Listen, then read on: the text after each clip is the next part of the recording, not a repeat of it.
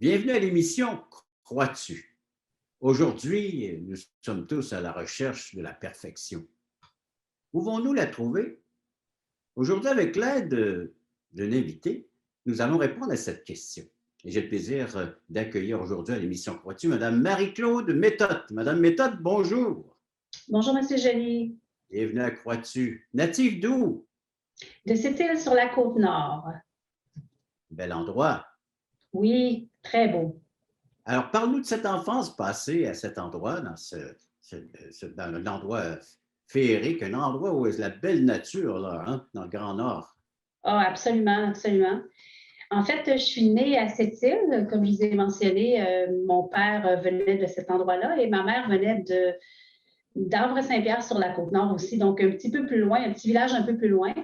Je suis née en 1971 et j'ai habité à Sept-Îles pendant 4 ans et ensuite je suis déménagée au Havre-Saint-Pierre pour 5 ans, donc jusqu'à l'âge de 9 ans. Et à l'âge de 9 ans, bien, on est déménagé, la famille, à Québec. Donc, c'est un petit peu le parcours et depuis, je vis à Québec. J'ai vécu à Québec tout le reste de ma vie, donc c'est ça. Et Alors, je suis née d'une cette enfance, famille oui, oui, j'ai voilà. eu une famille catholique, en fait, puis qui, sur la Côte-Nord, c'était quand même une famille qui pratiquait assez la religion catholique. Quand on est déménagé à Québec, c'est sûr qu'on s'est un peu plus éloigné, n'étant pas avec la famille maternelle et paternelle sur place. Donc, c'est une famille. Mon père et ma mère nous amenaient quand même à l'église quelques fois par année là, pour respecter un petit peu la tradition catholique. Donc, c'est un petit peu ce qui a bercé mon enfance. Hmm. Et arrive l'adolescence, certainement. Il se passe quoi? Oui, ben en fait, je dirais là, que depuis mon enfance, en fait, mon enfance a toujours été marquée par le fait de vouloir être parfaite, hein. Vous parliez de la perfection, la recherche de la perfection. Et je vous dirais que c'est vraiment ce qui a marqué toute ma vie, mais depuis un très jeune âge quand même. Même à l'âge de, je vais vous donner un exemple, à l'âge de 6 ans, 7 ans, j'étais en deuxième année. Et j'avais une professeure qui, bon, faisait des dictées et j'avais tellement tout le temps 100%. Et une fois, j'ai fait une faute dans une dictée. Et j'avais même dit à mes parents que c'était elle qui avait effacé le S du mot pour que j'aie une faute parce que j'avais toujours 100. Fait que ça vous dit un petit peu l'état d'esprit dans lequel j'étais. Et je pense que ce besoin-là d'être parfaite, ça venait du fait que je suis l'aînée d'une famille de 2, donc j'ai un frère qui est un peu plus jeune que moi, mais j'étais quand même la première petite enfant dans la famille maternelle. Et on me nommait souvent, on me montrait toujours comme exemple, comme un enfant modèle, un enfant j'étais quand même douce, j'étais pas rebelle, je me voyais comme une petite princesse, en fait. Puis je pense qu'on m'élevait un petit peu à ce niveau-là aussi. C'est ce qui fait que je me suis comme sentie toujours que pour avoir l'amour de mes parents, l'amour de mes grands-parents, tout le monde autour de moi, je me sentais qu'il fallait que je sois vraiment toujours parfaite. Je n'avais pas le droit à l'erreur. C'est vraiment ce qui a teinté toute ma vie à ce moment-là, à partir de mon enfance de très jeune. Ça a été comme ça.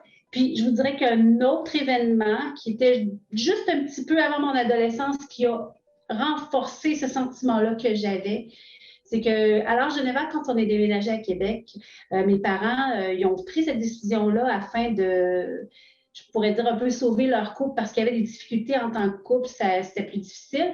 Dans un petit village, c'est toujours plus difficile de s'en sortir sans que tout le monde soit au courant. Alors, je pense qu'ils ont pris cette décision-là pour essayer de sauver leur couple et à un moment donné, ben, il y avait quand même beaucoup de disputes.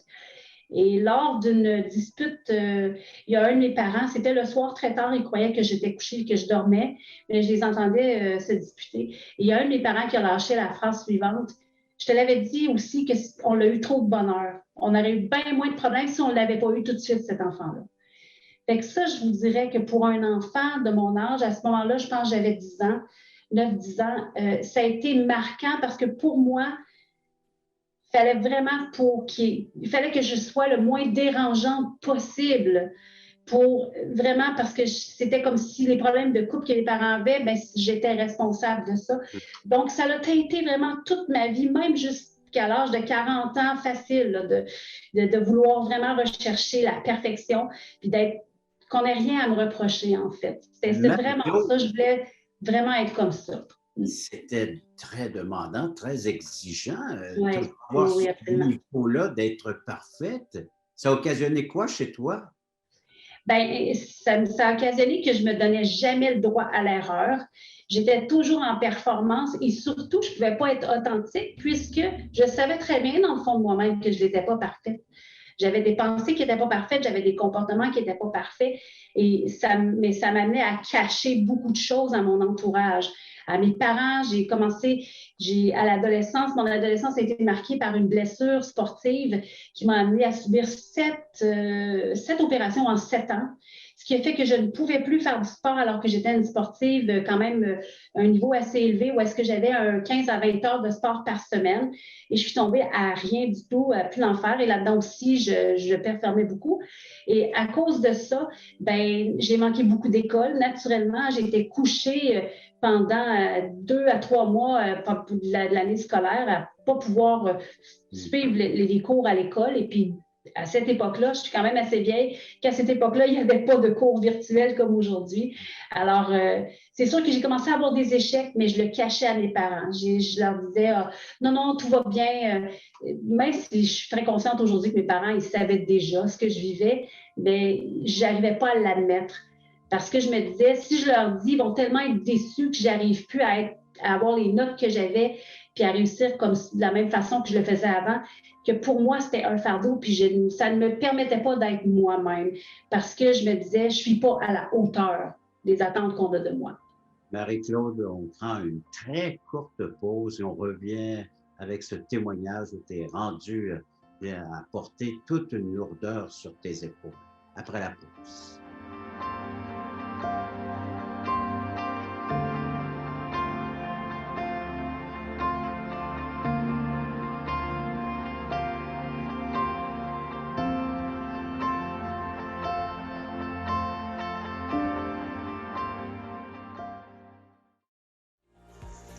Le ministère Croix-Dessus est très heureux et enthousiaste de vous inviter sur Zoom en direct tous les samedis 9h30 Canada, 15h30 Europe. Nous vous présenterons des témoignages d'espoir vivants et percutants qui nous ramènent à l'essentiel, la Bible, la parole de Dieu et l'assurance d'une vie éternelle en Jésus-Christ. Pour participer à notre réunion Zoom, allez simplement sur notre site web croixdessus.ca et cliquez sur le bouton. Nous vous attendons en grand nombre. Marie-Claude, depuis ton enfance, ton adolescence, tu la passes à atteindre la note, mais la note par excellence, la note parfaite. Il n'y a pas d'autre note pour toi qui existe. Et ça fait un poids sur tes épaules dans ta vie. Ah, tellement. Puis, je vous dirais que même après mes études, ça s'est reflété aussi dans mon travail. J'étais une personne qui travaillait beaucoup d'heures. C'était vraiment comme... Aujourd'hui, je pourrais dire que c'était un peu comme une idole pour moi, mon travail, parce que je réussissais là-dedans comme dans le reste. Puis pour moi, c'était ma fierté de réussir au travail, d'être la meilleure dans ce que je faisais. Donc, même là, j'ai transféré ce besoin d'être parfaite là, puis de performer. Et tout ça m'a amené à vivre éventuellement à l'âge de 26 ans, après avoir vécu plusieurs événements, entre autres 2 personnes de mon entourage à l'âge de 23 ans, qui en l'espace de 3 mois sont décédées. Et c'est ce qui a fait que déjà à cette époque-là, j'ai commencé à chercher, à me dire, oh, une des personnes qui est décédée avait la même âge que moi, donc elle avait 24 ans, là, on avait quelques mois de différence. Et j'ai commencé à me questionner. Je me suis dit, c'est beau, là, je travaille, je fais tout. Tout avait l'air super dans ma vie, tout avait l'air parfait, justement. Mais je me suis mis à me questionner, à me dire, un instant, là, j'ai peut-être pas la vie devant moi. Il y a peut-être autre chose que qu'est-ce que je vois. Et j'ai commencé déjà quand même à faire un cheminement à cette époque-là, mais je travaillais vraiment beaucoup. Si j'étais beaucoup dans mon travail, puis malgré que j'avais une certaine recherche, bien, je continuais vraiment à vouloir performer, puis à vouloir être acceptée. Puis pour moi, l'acceptation, ça passait par être parfaite. Et donc, c'est à ce moment-là, là, vraiment, là, ça se reflétait dans mon travail comme dans tout le reste de ma vie. C'est l'idéal, mais c'était non atteignable. On ne peut atteindre cette perfection telle que désirée dans ton cœur. Exactement, c'est impossible. Puis mais c'est ça, je me permettais pas de ne pas l'être. Puis quand je l'étais, mais quand j'étais imparfaite, puis ce qui est arrivé souvent, bien, ça a fait que je perdais un peu de la confiance en moi, puis je cachais beaucoup la personne que j'étais. Je me permettais pas d'être vulnérable, je je me permettais pas d'être moi-même avec les gens. Puis surtout, je me permettais pas de dire non non plus. Donc, au travail, on me demandait beaucoup, j'avais des capacités, puis on m'en demandait toujours plus. Et le fait que je voulais vraiment avoir l'approbation des gens, bien, quand on me demandait quelque chose, je n'arrivais pas à dire non. Donc, j'en prenais beaucoup sur mes épaules. Et c'est ce qui m'a amené à 26 ans à faire un burn-out, en fait. J'ai fait un burn-out professionnel. Ça a été extrêmement difficile. Ça a été difficile parce que justement, à cette époque-là, c'était à travers mon travail que je me valorisais le plus et que je démontrais vraiment mes capacités. Et ça a fait que je ne pouvais plus le faire parce que le moyen par lequel je me démarquais était mon travail. Et là, ma santé ne permettait plus de le faire. Et plus j'essayais de m'en sortir, plus je m'enfonçais. Et à ce moment-là, c'est là que j'ai commencé à réaliser que il y a peut-être quelque chose qui manque dans ma vie. Et là, j'ai commencé vraiment un cheminement jusqu'à l'âge de 30 ans. Donc, vraiment pour dire, à me questionner. Au début, j'ai commencé à me questionner sur le nouvel âge. Je cherchais un petit peu une certaine paix, tout ça. Mais ça ne répondait pas à toutes mes questions. Je me questionnais, elle disait, il y a quelque chose qui manque. Il manquait quelque chose. Donc, je me disais, c'est sûr qu'il y a quelque chose de plus, mais je ne savais pas quoi. Et il est arrivé un événement X juste quelques mois avant mes 30 ans. Là, j'essayais de me débattre pour retourner au travail, mais il n'y avait rien qui fonctionnait. Mon corps ne voulait plus. Je dormais des 18 heures par jour, ce que je n'avais jamais fait de ma vie. Et je ne voyais pas comment m'en sortir. Et un matin, alors que j'avais vraiment touché le fond du baril, je me suis réveillée avec une pensée. Tout de suite, la première pensée qui est venue, c'est « Mon Dieu, je sais que tu existes. Je pense que tu essaies de me parler de plusieurs façons, mais je n'entends pas bien le message. S'il te plaît, parle-moi clairement, puis peu importe ce que tu vas me demander, je vais le faire. » Mais encore une fois, vous voyez, hein, j'avais quand même le réflexe de vouloir faire quelque chose pour Dieu. Oui. C'était quand même tout le temps là. Mais il a entendu ma prière. Puis ce même jour-là, il m'a emmené dans un endroit où est-ce qu'il m'a parlé clairement qu'il voulait que je m'en aille dans un centre où est-ce qu'on accueillait des groupes à Saint-Antoine-de-Thiers. Et j'étais là pendant 9 mois. Et c'est à ce moment-là que j'ai vraiment rencontré le Seigneur, alors que j'étais dans un endroit qui était quand même très religieux. Mais le Seigneur, dans sa grâce, est venu vraiment me chercher et me révéler qui il était vraiment et le sacrifice que Jésus avait fait pour moi. Est-ce qu'on peut avoir un peu de détails ce qui se passait dans ce centre-là? Dieu m'a parlé. Oui. Comment il t'a parlé et comment Absolument. Ah, oui. En fait, quand je suis arrivée dans ce centre-là, naturellement, c'est ça, j'étais en plein cœur de mon burn-out. Puis je suis arrivée là, puis dans le fond, ce que je voulais, c'est vraiment juste, on m'avait demandé d'être là pour faire des repas, pour servir les groupes. Et on avait quand même du temps libre, mais c'était un endroit où est-ce que c'était comme un peu une petite communauté. Et il y avait quand même de la prière. Et c'était à base catholique. Et ils faisaient de la prière, des chapelets le soir et tout ça. Et à ce moment-là, ça m'a quand même interpellée, mais je savais qu'il y avait quelque chose qui manquait. Pour moi, de dire des phrases répétitives à Dieu, c'était pas... Il manquait quelque chose. Je me disais, il y a plus que ça. Et à un moment donné, je me suis acheté, il me donnait 50 $ par semaine pour faire ce que je faisais, hein, juste pour mes petits besoins et tout ça. Et je me suis acheté une Bible. J'ai acheté à ce moment-là, je ne sais pas pourquoi, mais c'était une Bible. Je me suis acheté une Bible et j'ai commencé à lire là-dedans. Et en commençant à lire tout de suite dans les évangiles, Dieu me parlait et me montrait que le centre de tout, c'était Jésus. Et là, j'ai commencé à chercher, puis à questionner les gens qui étaient là. Puis là, je leur demandais, avez-vous quelque chose sur Jésus? Y a-t-il des livres et tout ça? Il n'y avait rien. Il y avait des grandes bibliothèques dans le centre. Il y avait des choses sur les saints, sur Marie, plein de choses. Mais sur Jésus, il y avait très, très, très, très peu de choses. Alors, j'ai trouvé le film Jésus de Nazareth. Ah. Alors là, j'ai dit, ça parle de Jésus. Donc, j'ai regardé ça. Et le moment où j'ai commencé à regarder ça, quand on est arrivé à la crucifixion, c'est vraiment à ce moment-là que Dieu m'a saisi. Et vraiment, c'est par son Saint-Esprit, il est venu et m'a montré que Jésus était sur la croix pour une personne comme moi qui, justement, n'était pas parfaite, mais que je devais reconnaître mon imperfection et que j'étais pécheur.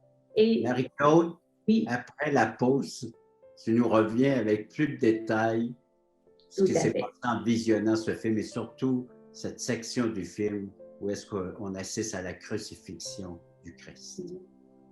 Bien sûr.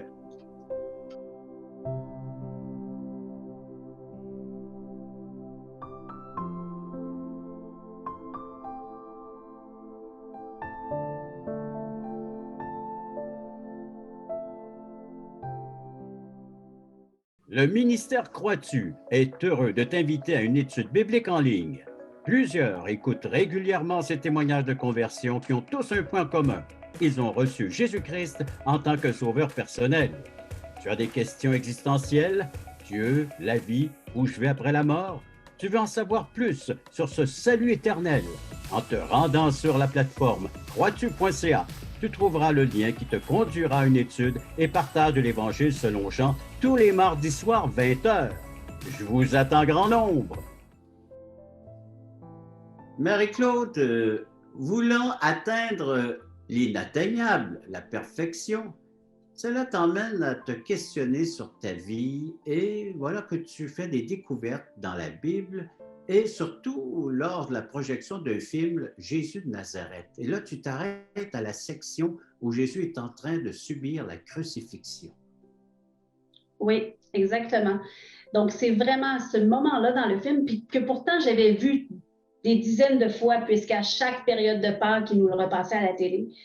Mais pour la première fois de ma vie, quand j'ai vu Jésus sur la croix, il y avait une voix à l'intérieur de moi qui me disait, pas de façon audible, mais je savais là, que c'était Dieu qui me parlait, qui disait, tu vois, j'ai payé le prix que tu devais subir, la mort sur la croix. Et là, vraiment, là, ça m'a saisi, puis je me suis dit, wow, je suis une pécheresse.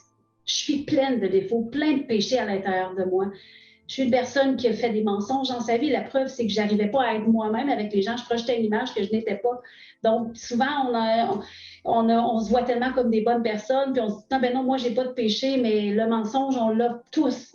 Dès qu'on dit qu'on n'a pas de péché, on est menteur. Alors, je me suis rendu compte à ce moment-là à quel point ma condition était grave aux yeux de Dieu et que c'est cette condition-là qui m'empêchait de venir à lui.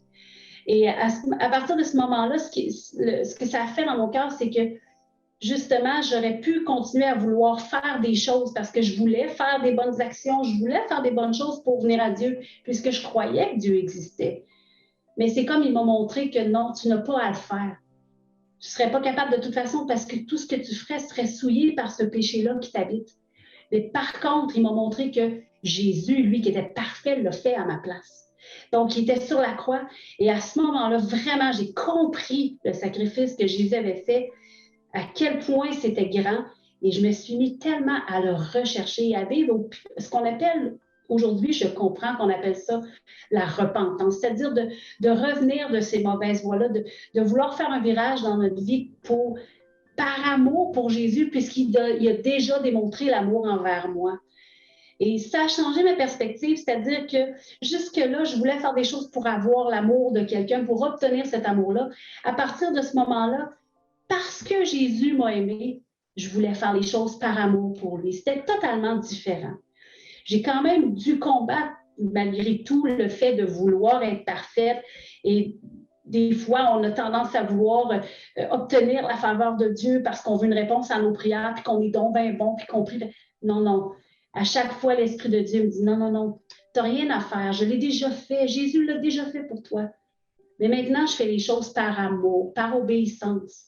C'est plus du tout la même motivation. Et ça fait toute la différence parce que Jésus nous dit dans sa parole de venir à lui si on est fatigué, chargé, puis qu'il va nous donner du repos.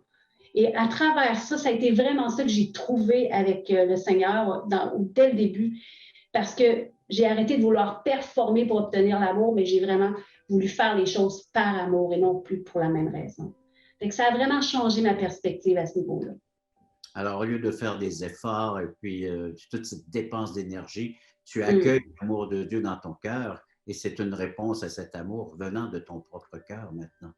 Absolument, absolument. Puis c'était possible, c'est Dieu qui le fait en moi. Puis quand on réalise ça, c'est tellement un soulagement parce que on peut pas le faire de nous-mêmes parce que tout ce qu'on fait, on fait plein de bonnes choses dans la vie. Il y a plein de monde qui font des bonnes choses dans la vie aussi, mais c'est toujours teinté par la nature pécheresse qu'on a en arrière, qui est là, qui demeure. Mais maintenant, en ayant reconnu que j'étais pécheur et pécheresse, en fait, puis que j'avais besoin de Jésus comme mon sauveur, j'ai vécu ce qu'on appelle la nouvelle naissance. C'est que mon esprit est né à nouveau et j'étais à nouveau en communion avec Dieu. Ce que j'avais perdu à cause de mon état de pécheresse dès ma jeunesse. Et en étant reconnectée avec Dieu, bien, ça m'a vraiment donné la capacité de faire les œuvres que lui a pour moi et non pas les œuvres que je voudrais faire pour gagner mon ciel. J'ai compris que ça ne se gagnait pas un ciel, mais qu'on marchait dans cette nouveauté de vie-là, que la vie éternelle, c'est un don gratuit de Dieu à travers l'œuvre que Jésus-Christ a faite sur la croix pour tous ceux qui veulent bien recevoir ce cadeau-là. Et ça m'a enlevé énormément de fardeau.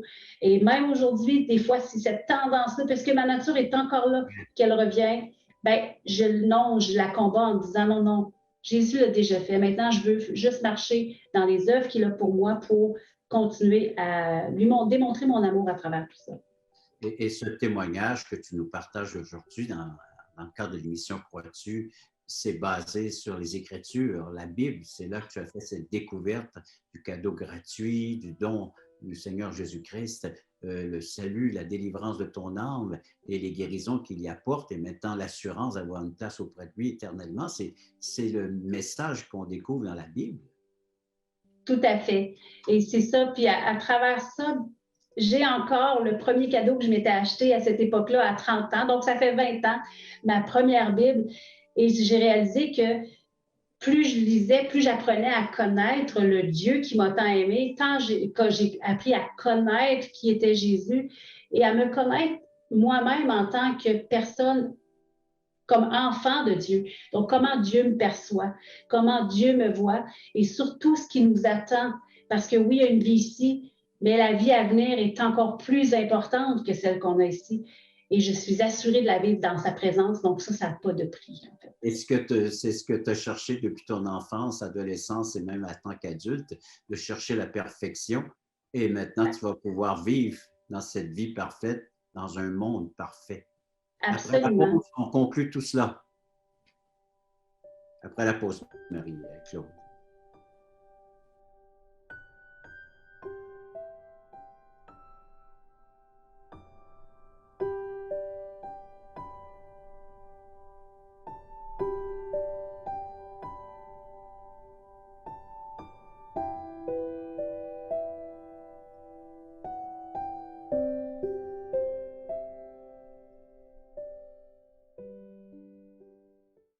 Le ministère Crois-tu est heureux de t'inviter à une étude biblique en ligne.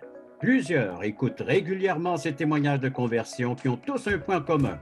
Ils ont reçu Jésus-Christ en tant que sauveur personnel. Tu as des questions existentielles? Dieu, la vie, où je vais après la mort? Tu veux en savoir plus sur ce salut éternel?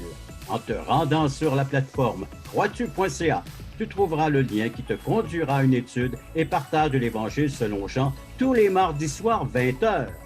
Je vous attends grand nombre.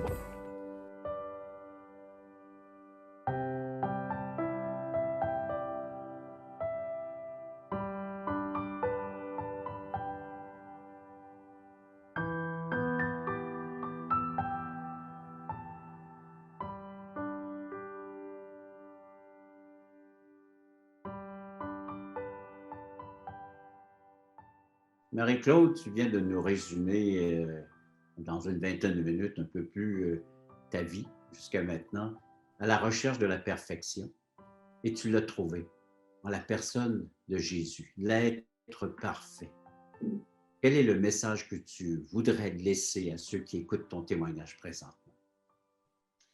Bien, en fait, c'est que ce que je voudrais dire aux gens qui m'écoutent, c'est que vraiment, on a tous ce besoin-là d'être aimé. C'est un besoin que chaque être humain a en lui. Et on cherche souvent au mauvais endroit, de la mauvaise façon. Mais Dieu, lui, nous aime inconditionnellement, à tel point que même dans la condition où on est, il a permis que Jésus s'incarne pour venir payer le prix à notre place, pour nous réconcilier avec lui. Alors ça, pour moi, ça a une valeur incroyable et j'aimerais tellement que tout le monde puisse bénéficier de ça. Puis c'est ça qui est merveilleux, c'est qu'il l'a fait pour chaque être humain. Chaque être humain a cette opportunité-là, puis il y a de l'espoir. Puis vraiment, c'est de venir à lui, d'ouvrir nos cœurs, puis de lui remettre notre condition de pécheur, de reconnaître ça, puis de savoir que finalement, bien, le vrai amour qu'on cherche, il n'y a que Dieu qui peut nous le donner. Et il a déposé en nous ce désir-là de chercher l'amour d'ailleurs. C'est l'être humain, souvent, dans notre imperfection, dans notre nature qu'on a, notre nature pécheresse, on recherche de la mauvaise façon. Mais Dieu nous amène vraiment à lui par amour et il nous donne l'amour parfait. Et ça n'a pas de prix. C'est lui le seul que j'ai réalisé qui comblait. Aujourd'hui, je suis une personne, je suis célibataire, et dans le monde d'aujourd'hui, j'aurais pu vouloir chercher quelqu'un à tout prix, mais je comprends que malgré tout, dans la situation où je suis, le Seigneur, c'est lui qui peut le seul combler exactement le trou d'amour que j'avais dans mon cœur qui m'amenait à rechercher cette perfection-là. Donc, voilà.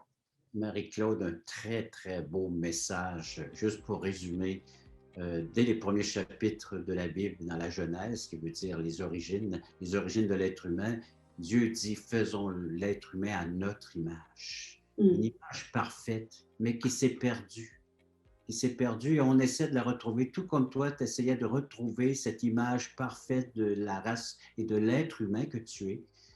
Et tu l'as trouvée là où elle se trouve encore aujourd'hui. Et on peut inviter nos téléspectateurs à la trouver en la personne de Jésus. C'est l'être parfait, sans péché, pur, saint.